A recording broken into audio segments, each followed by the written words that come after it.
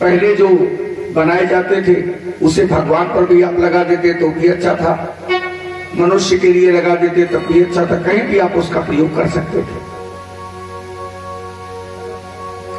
लेकिन आज वो गाने नहीं बनते और सरकार उन गानों को अवार्ड देती है, जो गाने अश्लील हैं उन गानों को अवार्ड देती है। पहले गाने बनते थे, दुनिया बनाने वाले क्या तेरे मन को है भाई, तूने काहे को दुनिया बनाई, ऐसे ऐसे गाने बनते थे। पत्थर के शर्म तुझे मैंने मोहब्बत का खुदा माना, बड़ी भूल हुई तुझे मैंने ये क्या समझा और क्या जाना, ऐसे गाने बनते थे। चंदन सा बदन चंचल चितवन, धीरे से तेरा ये मुस्काना, मुझे दोष न देना जग वालों हो जाऊं अगर मैं दीवाना, ऐसे गाने बनते थे। वो कन्हैया पर भी बड़े प्यार से आप शूट कर सकते थे उसे, लेकिन आज वो गाने नहीं बनते। आज इमली का बूटा बेरी का पेड़ बनता है, खट्टी इमली मीठे बेर, इस जंगल में हम दो शेर, चल घर जल्दी हो गई देर, ऐसे गाने बनते। ये कोई गाना है? साधारण बोलचाल की भाषा को इन्होंने गाना बना दिया। अगर हम कहें हमें तुमसे मोहब्बत नहीं है तो तुम क्या करोगे, साधारण बोलचाल की भाषा है, और इसी पर संगीत बजा दिया, गाना बन गया।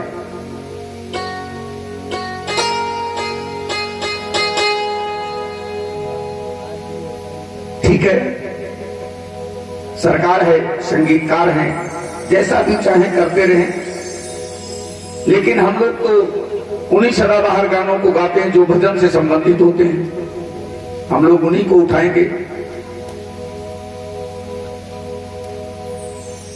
आज दशा क्या है हमारे हिंदुस्तान की, अरे आओ धावो, अरे आओ धावो, हाथ लगाओ, गिरता जाता हिंदुस्तान, आओ धावो, हाथ लगाओ, गिरता जाता हिंदुस्तान, आओ धावो, हाथ लगाओ, गिरता जाता हिंदुस्तान, गिरता जाता हिंदुस्तान, गिरता जाता हिंदुस्तान, आओ धावो, हाथ लगाओ, गिरता जाता हिंदुस्तान, आओ धावो, हाथ लगाओ, गिरता जाता हिंदुस्तान।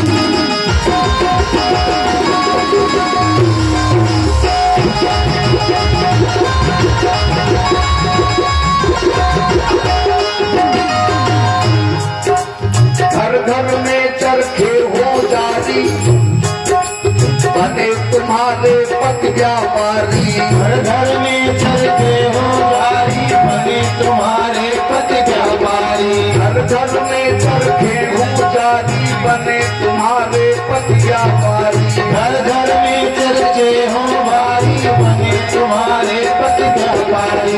देसी धोती देसी साड़ी, देसी धोती, अरे देसी धोती देसी साड़ी, लो बहनों संधान आओ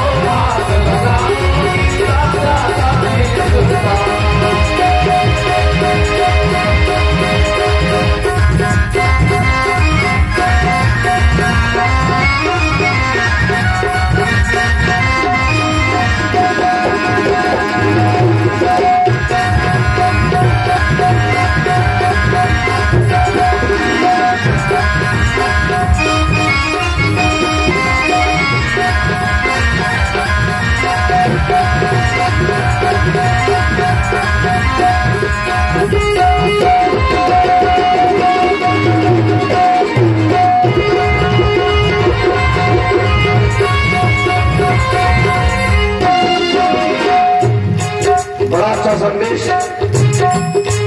हर तली तली को फिरो बाहर बने खिलौने को अपने घर, तली तली को फिरो बाहर बने खिलौने को अपने घर, तली को फिरो बाहर बने खिलौने को अपने घर। मेड इन चाइना सामान मत खरीदिए। जब चाइना हमें कोरोना दे सकता है, चाइना हमें तमाम तरह के रोग प्रदान कर सकता है, तो चाइना का सामान यदि आप खरीदेंगे तो केवल उससे कष्ट ही प्राप्त होगा, कोई गारंटी नहीं, क्योंकि पहले तो उसकी कोई गारंटी नहीं। हमारे भास्कर जी महाराज ने सही कहा, उसकी कोई गारंटी नहीं। अरे तनी तनी को फिरो बाहर बने खिलौने को अपने घर, तनिक तनिक को फिरो बाहर बने खिलौने लो अपने घर। कल देखेंगे हर चीजों पर, अरे कल देखेंगे हर चीजों पर मेड इन हिंदुस्तान।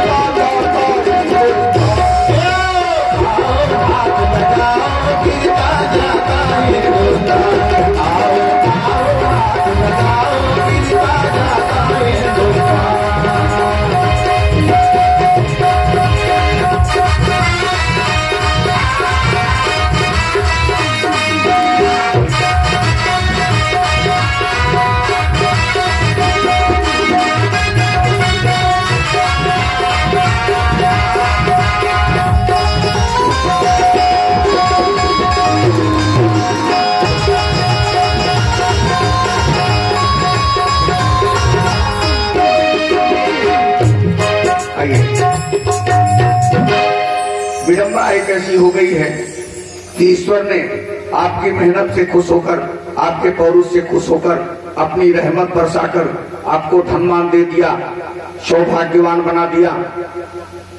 तो हमारी देवियां थोड़ा घमंड में आ जाती, हम तो बहुत धनी हैं, अब हमारे बराबर दूसरा कोई नहीं। ऐसा कभी किसी देवी को नहीं करना चाहिए। भगवान करें कि आप दिन प्रतिदिन समृद्धशाली बनती जाएं, तमाम तरह के धन ऐश्वर्य आपके कदम चूमते रहें, लेकिन कभी गर्व ना करो इस चीज का, गर्व ना करो। गर्व में ही सब कुछ खत्म हो जाता है। अरे ईश्वर ने दया दृष्टि करके, मैं बात बता रहा हूं आपको, ईश्वर ने दया दृष्टि करके और तुमको धनवान प्रदान किया, तुमको धनवान प्रदान किया, तुमको धनवान प्रदान किया। बस उसी समय से तुमने भी अपने को लक्ष्मी मान लिया, बस उसी समय से तुमने भी अपने को लक्ष्मी मान लिया। ईश्वर ने दया दृष्टि करके तुमको धनवान प्रदान किया, बस उसी समय से तुमने भी अपने को लक्ष्मी मान लिया। अब हम साक्षात लक्ष्मी हैं। अब उसके आगे क्या होता है?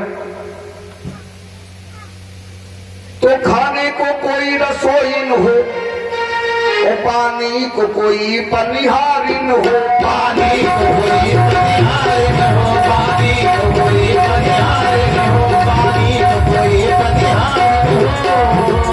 और थोड़ा मन बहलाने के लिए कोई मन बहलाने के लिए कोई मन चली सहेली, थोड़ा सा मन बहलाने के लिए कोई मन चली सहेली। ऐसे ऐसे पोशाक पहनना शुरू करते, विदेश की नकल करते हो। विदेश वाले हमारे भारत की नकल करते हैं। यदि आपको देखना है तो आप वृंदावन में चले जाइए, पता नहीं कितनी अंग्रेज औरतें साड़ियां पहनकर सर पे लड्डू गोपाल को लेकर, डोलची में रखे हुए सर पे लड्डू गोपाल को लेकर हरे कृष्ण कृष्ण कृष्ण हरे हरे इस तरह से भजन कर रहे हैं। वो हमारी संस्कृति में ढलना चाहती है और हम उनकी संस्कृति में ढल रहे हैं। हम पाश्चात्य चीजों को अपनाना चाहते हैं और वे हमारी चीजों को पाने के लिए व्याकुल है। तो इनको लज्जा सी आती है, अरे भारत नारी कहलाने में, भारत नारी कहलाने में, भारत नारी कहलाने में। इनको लज्जा सी आती है भारत नारी कहलाने में, भारत नारी कहलाने में, भारत नारी कहलाने में। अपना सौभाग्य समझती है क्रिश्चियन लेडी संताने, अपना सौभाग्य समझती है क्रिश्चियन लेडी बनने। ये क्रिश्चियन लेडी बनना चाहती है, भारत की नारी नहीं बनना चाहती, क्रिश्चियन बन जाना चाहती है। तमाम क्रिश्चियन घूम भी रहे, ईसाई धर्म अपना रहे, तो धर्मांतर करा रहे हैं। अरे इनके चक्कर में मत पड़ो। सनातन धर्म हमारा सनातन धर्म है, जो सभी धर्मों की जड़ है। अभी इस ईसाई समूह को 5000 साल से ज्यादा दिन चलते नहीं हुआ है।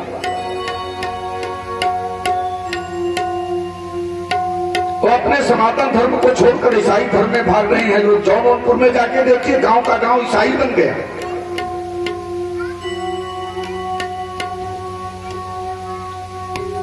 ईसा मसीह कोई भगवान थोड़े था। अगर वो भगवान होता तो उसे यहूदियों के राजा ने क्रॉस पर चढ़ाकर उसमें कील ठोक दिया, वो अपने आप को बचा काहे कर लिया उसने भाई।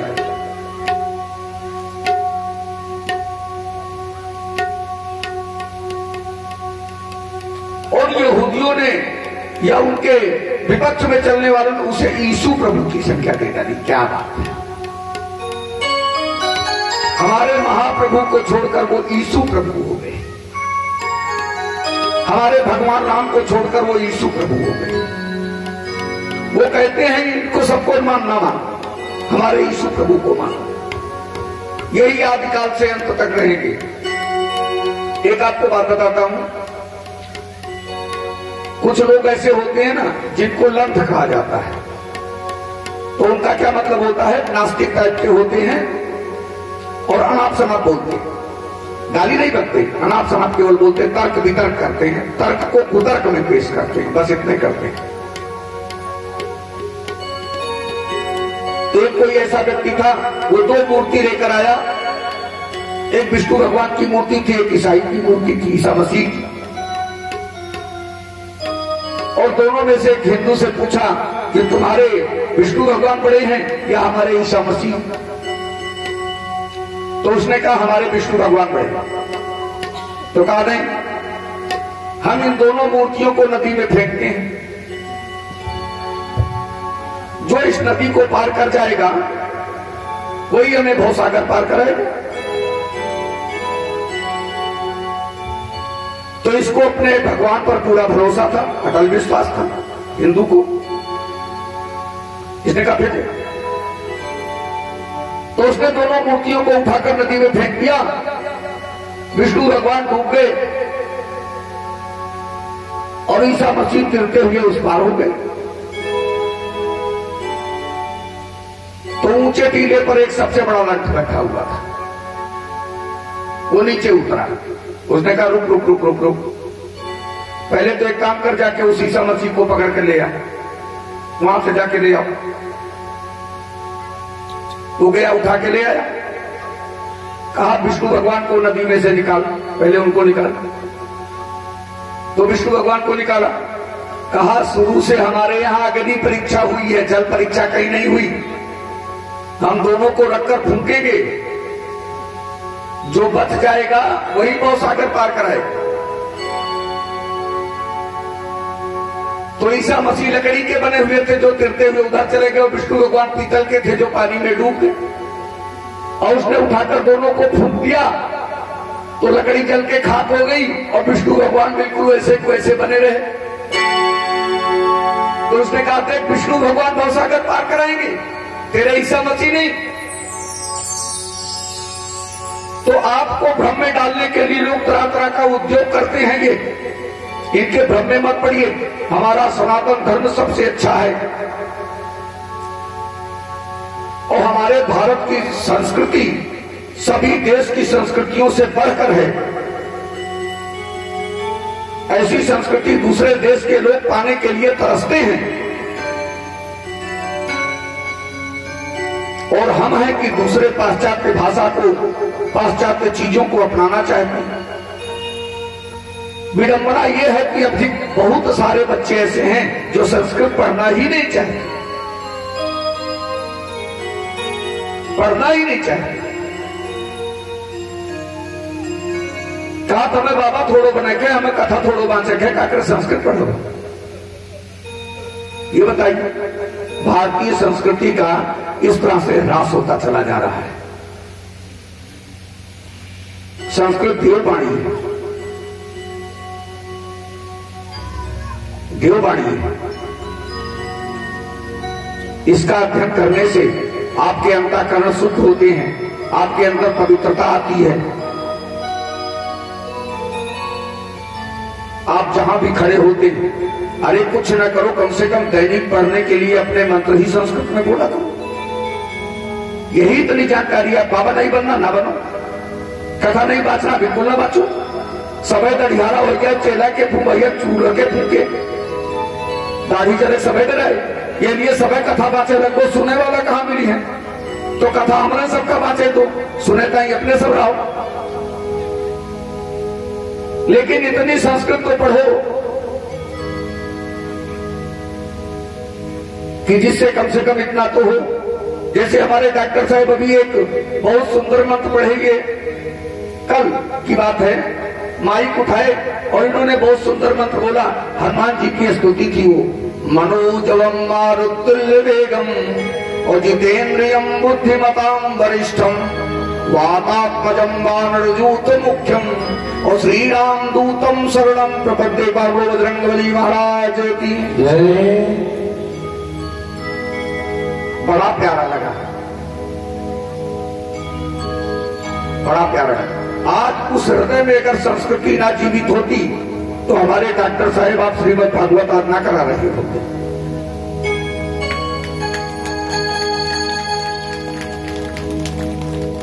ये पहचान है कि भारतीय संस्कृति के उपासक हैं, और ऐसे प्राणी धन्य हैं जो हमारे भारत में निवास कर रहे हैं, हमारे गांव में निवास कर रहे हैं, हमारे पूर्व में निवास कर रहे हैं। ऐसे प्राणी धन्य जिसके माध्यम से अपने पंथजनों का, अपने गुरुओं का, सबका आदर कर रहे हैं, सबका सम्मान कर रहे हैं।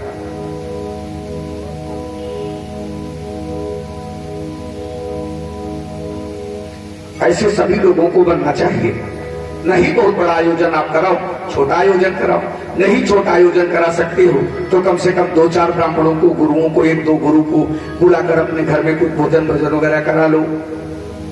ना कुछ कर सकते हो तो कम से कम सुंदरकांड करा लो। अगर नहीं कर सकते हो, एक आध दिन खंड रामायण का पाठ रख दो, सुंदरकांड करा लो, भगवती का जागरण भी रख दो।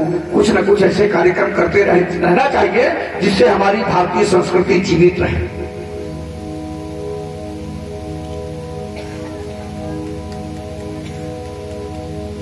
ऐसा काम ना करो जिससे हमारी भारतीय संस्कृति का ह्रास होना शुरू हो जाए और हम अपने आप में कहीं बाहर जाएं तो हमें खुद शर्मिंदा होना पड़े कि अपने ही धर्म का विरोध हम कर रहे हैं।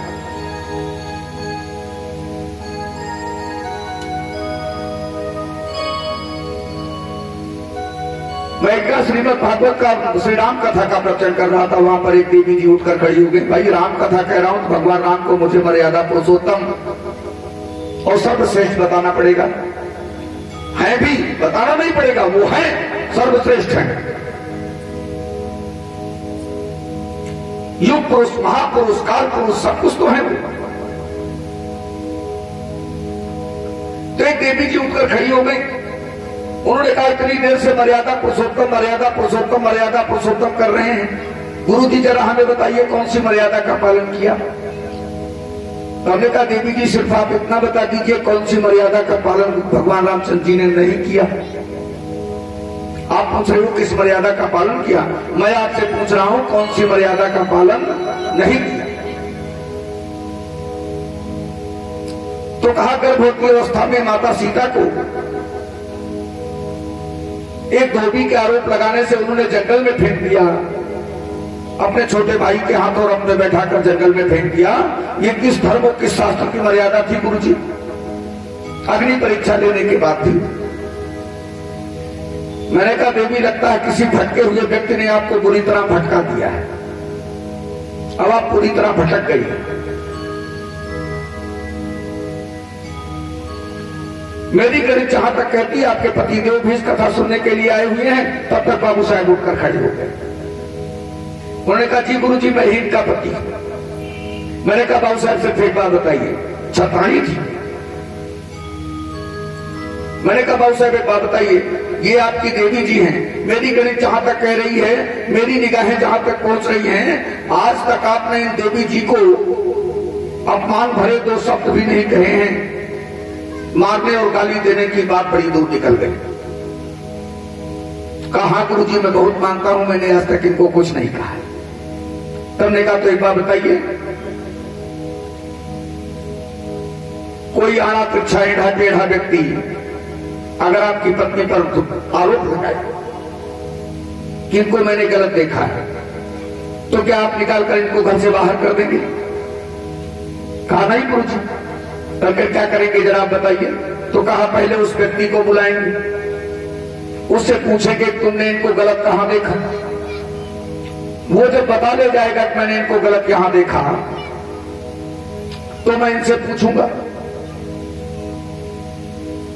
कि जब मैंने तुम्हारे पास कोई कमी नहीं रखी तो ऐसा कृत्य करने की आवश्यकता क्यों पड़ी आपको? तो मैं इनसे पूछूंगा और तब उसके बाद जो निर्णय लेना होगा तब मैं वो निर्णय लूंगा। तो मैंने कहा क्योंकि एक साधारण पुरुष है या पुरुष है, इसलिए इतना सोच रहे हैं। हमारे भगवान रामचंद्र जी ने गुरु वशिष्ठ को वचन दिया था कि हमारी प्रजा को मेरे किसी भी कार्य पर तनिक भी क्षोभ होगा तो मैं बिना सोचे समझे उसका एक क्षण में निर्णय लूंगा। उस प्रजा के क्षोभ को मिटाने के लिए। और रघुकुल रीति सदा चली आई, प्राण जाए बर वचन जाए। और आज देवी जी आपको एक मैं सत्यता से परिचय करा रहा हूं, ये निर्णय भगवान रामचंद्र जी का नहीं था, ये निर्णय माता सीता का था। उन्होंने स्वयं भगवान रामचंद्र जी से कहा था कि इस कलंक को मिटाने के लिए प्रभु मुझे अब ये राज्य छोड़ना पड़ेगा और मैं वनवास जाऊंगा। हो सकता मैं वापस लौट कर ना आ पाऊं, लेकिन मैं आपसे ये वचन देती हूं आपको कि जब तक मैं इस कलंक को नहीं मिटा दूंगी तब तक मैं धरती छोड़कर नहीं जाऊंगी।